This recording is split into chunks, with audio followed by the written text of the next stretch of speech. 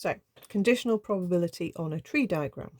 This one is telling us quite a lot of information, which we first of all need to draw our diagram for. So we've got 80% of defendants being tried in court actually committed the crime.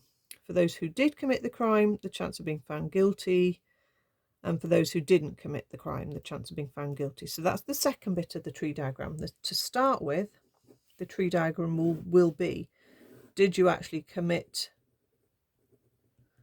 the crime or didn't you? Okay, so you've got 0.8 along that branch and you've got 0.2 along that one. Then you've got the second bit of the information, which is, are they found guilty or are they not? Okay, and if you didn't commit the crime, are you still found guilty or are you not? Okay, so let's put that bit of information on. So though you'd put 0.9 there and 0.1, and then if you didn't commit the crime, you've got a 0.05 chance there, and then a 0.95 there. So your first job is to sort out the information on the question and try and draw your tree diagram. Find the probability that a randomly chosen defendant is found guilty. So you're going to be found guilty if you end up following either of those two branches I've marked. So the probability of being guilty will be 0.8 multiplied by 0.9, so times along that branch. And then you want another branch as well. So remember, you add your, writing add and then put a plus sign, you add your branches together. Okay, so we times along the second root as well. So we have 0.8 times 0.9, which is 0.72.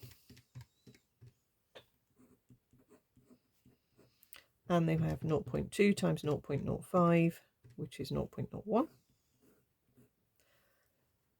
And that gives you 0.73 altogether. Okay, so 73% of people going through this court get found guilty. Then you have part B that says, given that they were found guilty, find the probability that they committed the crime. So basically, you're only picking now from the people who followed either of those two routes.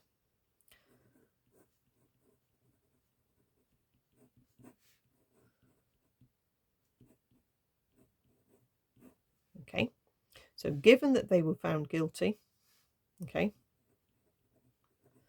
what's the chance they actually did the crime? So you can use the formula or you can pick it out of the diagram. Okay, so I'll show you how we pick it out of the diagram first. You're just saying the probability that you're found guilty is one of these two branches, and we've just worked that out, and that's 0.73. We want the root that corresponds to commit the crime and then be found guilty, which is this root here. That's why I wrote these as two separate decimals. So we can see it's basically all the people in the 0.72 section out of the total. So it's 72 out of 73, which you could turn into a decimal if you wanted. Okay, so they might phrase it as, find the percentage of the people who were found guilty who actually committed the crime. Okay, and you turn that into a percentage.